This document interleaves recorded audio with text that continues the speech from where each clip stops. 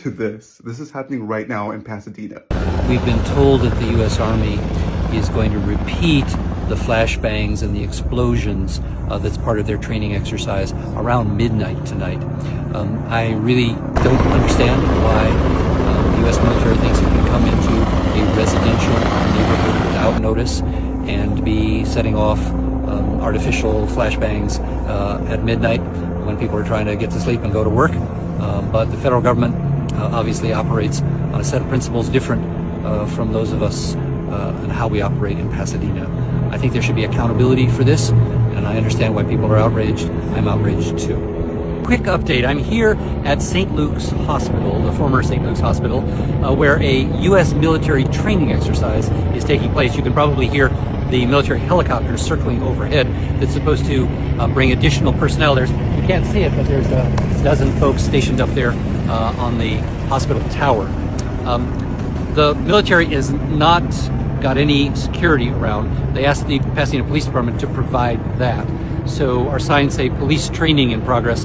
That's because those are our standard signs. This is not a police training. This is a U.S. military training taking place in a residential neighborhood, that was ravaged by the Eaton fire across the street here, across the street there. I think it's outrageous to have this kind of a military exercise in the middle of the night with no advance warning to the residents. And residents, of course, are flooding 911, calling me, calling others to figure out what is going on.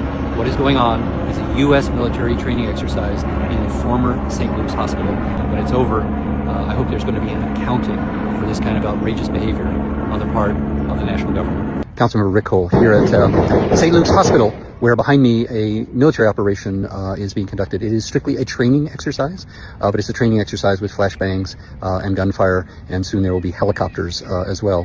This nighttime exercise was nothing cleared with the city. We were simply informed that this was happening and told we could not tell residents what was going to happen until the operation began today at 5:30. It's expected to go on into the night.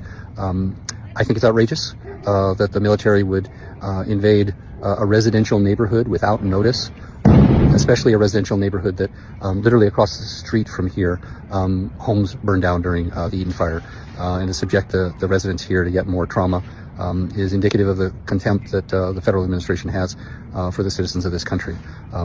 We all support a strong defense, but there is no need for this to take place in a residential neighborhood in Pasadena, especially without warning to the neighbors. But that's the situation here on Thursday evening.